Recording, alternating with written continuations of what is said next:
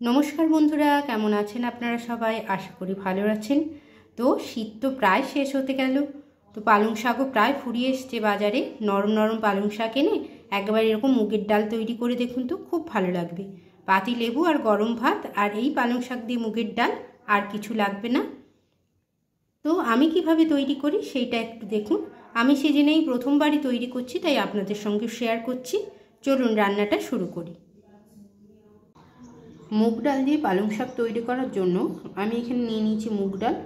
মুগ ডালটাকে আমি এখানে যেহেতু সোনা মুগ পাওয়া যায় না, মুগ ডালগুলো দেখুন একটু বড় বড় দানার, তাই আমি কড়াইয়ে শুকনো খোলায় একটু নেড়ে নিয়েছি। শুকনো কড়াইতে নেড়ে নিয়ে ভাজা ভাজা যখন গন্ধ উঠেছে তখন ভালো করে ধুয়ে কিছুক্ষণ ভিজিয়ে রেখেছি, যাতে তাড়াতাড়ি এটা কড়াইয়ের মধ্যে সেদ্ধ হয়ে যায়। আর এখানে অতি অবশ্যই পালং শাক নিয়ে নিয়েছি। চলুন এবার রান্নাটা শুরু করি। প্রথমেই কড়াইয়ের মধ্যে জল দিয়ে মুগ ডালটাকে সেদ্ধ করতে বসিয়ে দিয়েছি। এটা মিডিয়াম হিটে রেখে, মিডিয়াম টু হাইয়ের মাঝামাঝি রেখে ঢাকা দিয়ে দেবো, যাতে মুগ ডালটা আমার সুসিদ্ধ হয়ে যায়। ডালটা এখানে খুব সুন্দরভাবে আমার সেদ্ধ হয়ে গেছে। এবার আমি এর মধ্যে কেটে রাখা পালং শাকগুলো দিয়ে দিচ্ছি। কেটে পরিষ্কার করে রাখা পালং শাকগুলো আমি দিয়ে দিচ্ছি ডালের মধ্যে। এবারে একটু নাড়াচাড়া করে দেবো। আমি কিন্তু জল দিচ্ছি না, কারণ পালং শাকের মধ্যে থেকেই জল বেরোবে, তাই আমি একটু প্রথমে নাড়াচাড়া করে নিচ্ছি। আর দিয়ে দেব সামান্য নুন। পরে পরিমাণ বুঝে, স্বাদ বুঝে তখন নুনটা আবার দেব। শুধুমাত্র এখন শাকটা যাতে একটু নরম হয়ে গলে যায় এবং শাক থেকে যে জলটা বেরোনো সেটা বেরোয়, সেই জন্য অল্প পরিমাণ নুন আমি দিয়ে দিচ্ছি। প্রথমে ভালো করে ডালের সঙ্গে শাকটাকে মিশিয়ে নিচ্ছি। এবারে নুন দেওয়ার পালা। অল্প সামান্য পরিমাণ আমি নুন দিয়েছি। এবার দিয়ে আরেকবার মিশিয়ে নেব। ভালো করে একবার মিশিয়ে নিচ্ছি শাকটাকে। ব্যাস ভালো করে মিশিয়ে নিয়েছি। এবারে ঢাকা দিয়ে দেবো। ঢাকা দিয়ে কিছুক্ষণ হতে দেবো, খুব বেশিক্ষণ নয়। এই দেখুন পালং শাক থেকে কতটা জল বেরিয়েছে। তো মাঝখানে একবার নেড়ে নিচ্ছি, কারণ ডাল নিচে লেগে যেতে পারে, তাই একবার নেড়ে নিচ্ছি। আর একটু চাপা দিয়ে দেবো, যাতে শাকগুলো আর একটু নরম হয়ে যায়। পালং শাকটা সুন্দরভাবে নরম হয়ে গেছে। এই দেখুন কিছুক্ষণ পরে চাপা খুলে নিয়েছি। এবারে এই ডাল সমেত পালং শাকটা আমি নামিয়ে রাখছি। এরপরে ফোড়ন দেওয়ার পালা বা সাঁতলে নেওয়ার পালা। কড়াইটা ধুয়ে পরিষ্কার করে আবার বসিয়ে নিয়েছি, দিয়ে গরম করে নিয়েছি।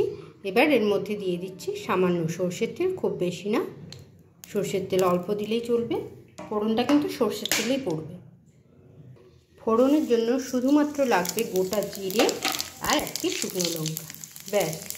এবারে ভাজা হয়ে গেলে, ফোড়নটা ভাজা হয়ে গেলে আমি এর মধ্যে সেদ্ধ করা ডালটা দিয়ে দিচ্ছি। সেদ্ধ করা ডালটা দিয়ে দিলাম। এবার ভালো করে ফুটতে দেব। ডালটা যখন সুন্দরভাবে ফুটতে শুরু করবে, তখন এই যে একটুখানি হলুদ আমি জলে গুলে নিয়েছি, সেটা দিয়ে দিচ্ছি। কারণ যদি হলুদ গুঁড়োটা এই সময় দিই তাহলে একটু ডালা টালা রয়ে যেতে পারে, তাই জন্য আমি জলের মধ্যে গুলে দিচ্ছি। খুব বেশি পরিমাণ হলুদ দেবেন না, একটু অল্প পরিমাণ হলুদ জলে গুলে দিয়ে দিলাম। আবার একটু ফুটতে দেব।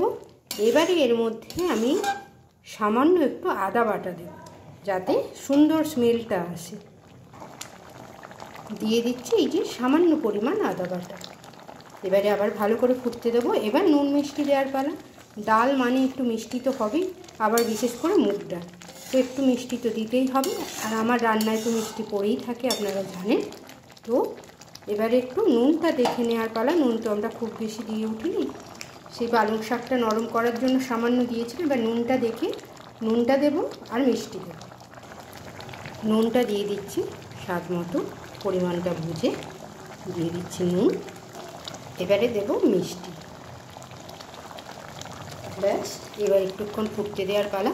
খুব বেশি পাতলা হবে না, একটু মুগ ডাল বসে যায়, আর এটা খুব বেশি পাতলা হবে না, একটুখানি ঠিক ভাব আসতে ভালো করে কিছুক্ষণ ফুটিয়ে নেব, যাতে নুন মিষ্টি আদা যে আমরা লাস্টে দিলাম সব কিছু যাতে ভালোভাবে ফুটে যায় এর মধ্যে, সেই জন্য একটু ভালো করে ফুটিয়ে নিচ্ছি। এই দেখুন পালং শাক দিয়ে মুগের ডাল আমার তৈরি হয়ে গেছে। এবার নামিয়ে নিচ্ছি। একটু মোটা মোটা থাকবে, এইভাবেই নামাতে হবে।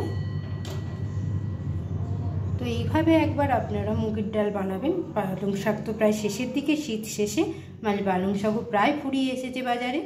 তবুও পাওয়া যাচ্ছে। এই সময় একবার মুগের ডাল তৈরি করে, পালং শাক দিয়ে মুগের ডাল তৈরি করবেন, খুবই সুন্দর লাগে। অনেকেই জানেন, তো আমি কীরকমভাবে করলাম এইভাবে একবার ট্রাই করবেন অতি অবশ্যই।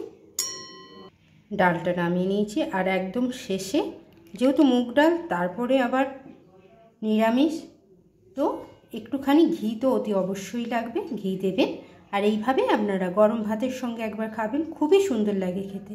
তাহলে আমাকে একবার অতি অবশ্যই জানাবেন কেমন লাগলো আপনাদের। রাখলাম তাহলে বন্ধুরা, আজকের মতো এইটুকুই, আবার দেখা হবে। সবাই ভালো থাকবেন।